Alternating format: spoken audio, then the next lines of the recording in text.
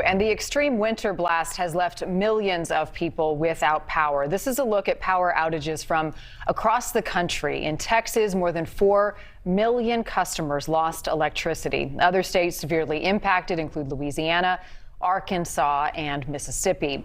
And some are blaming frozen wind turbines for contributing to the energy emergency and worry that we aren't prepared for future extreme weather events.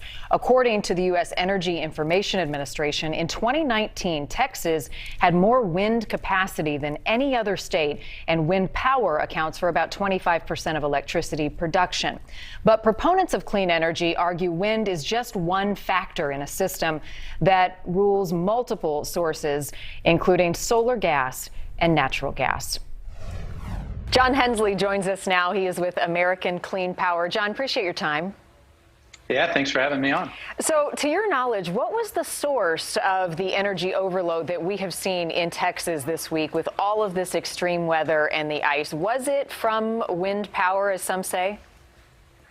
Yeah, so this really is a once-in-a-generation event, and really Texas infrastructure isn't quite capable or really designed to deal with this type of cold weather. Just think about the homes, water lines, transportation infrastructure, and even the power plants. They're just really not built for these extreme cold temperatures that we've seen. And as a result, all of Texas infrastructure is really under stress, including these energy resources. But primarily, it's been the thermal plants that are at most risk here, and that we've seen most of those outages on the electric system come from primarily natural gas facilities that aren't able to source natural gas. They've had problems with pipes freezing, and they haven't been able to generate electricity and deliver it to customers. So multiple factors contributed to what we saw this week. But what this has done, it has reignited the debate over clean energy across the country.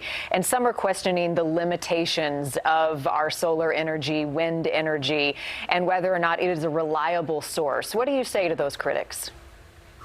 Yeah, I think unfortunately this is being used as an opportunity to talk about the weaknesses of renewable energy resources when, this has been primarily a thermal energy problem.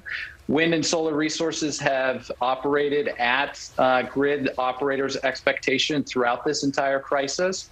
And frankly, most of the power that the grid operator expected to be online in terms of these extreme weather events during peak capacity hours is thermal plants. So unfortunately, I think the fingers are being pointed in the wrong direction. However, on the bright side, as we move to this clean energy future that we're all moving towards, renewables are certainly going to be a big part of the mix. And whether it's the geographic diversification from renewables across the country and in many parts of Texas itself, to balancing wind and solar resources with energy storage, renewables are committed to bringing a resilient grid that's capable of withstanding events like this. But John, where is the sweet spot? Because we're years away from fully relying on clean energy to power the grid. So how can we find a compromise right now with what we have available and trying to move to some of these cleaner sources? Yeah, I think some grid operators have already shown it works. In the market to the north of Texas, SPP, they regularly have wind supply more than 50% of the energy on that system. And in fact, in all of 2019, wind was over 30% of the electricity mix and was the number one resource in that market.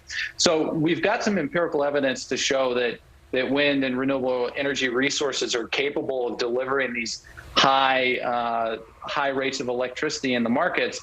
And going forward, it's going to take a combination of multiple resources: more wind, more solar, pair it with energy storage, and then bring transmission into the picture as well. When it's really cold in Texas, you can bring in solar from the west or wind from the Rocky Mountain states or other areas that don't necessarily need that power, and ship it down to Texas or other parts of the country that are going through these extreme events, and help those grid operators balance with resources around the country.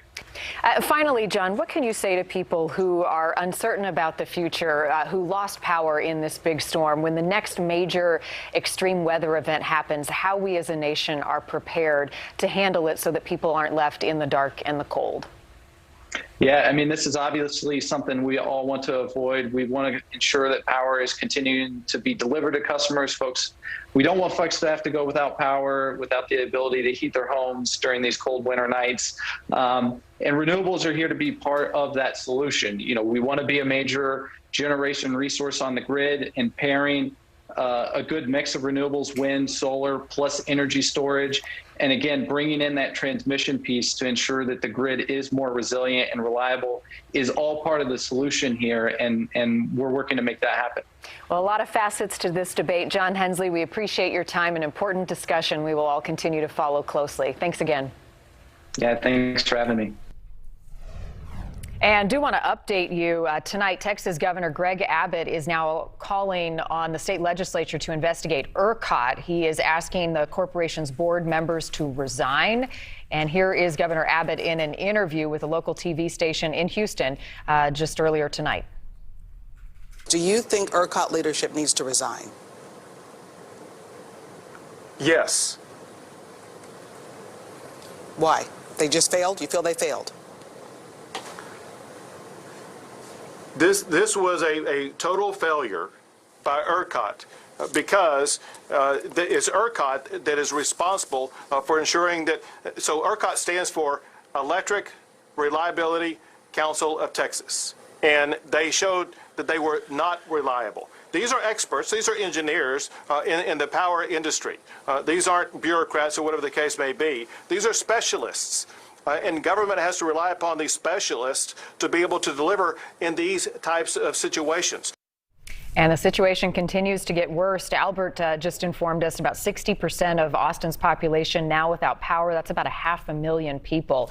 Now, ERCOT manages a single power grid that covers nearly the entire state, and it is free from oversight of the federal government. ERCOT has not released a statement since yesterday, and in that statement, officials said that they have restored power to 500,000 households, and they are working to restore the electric system to normal operations.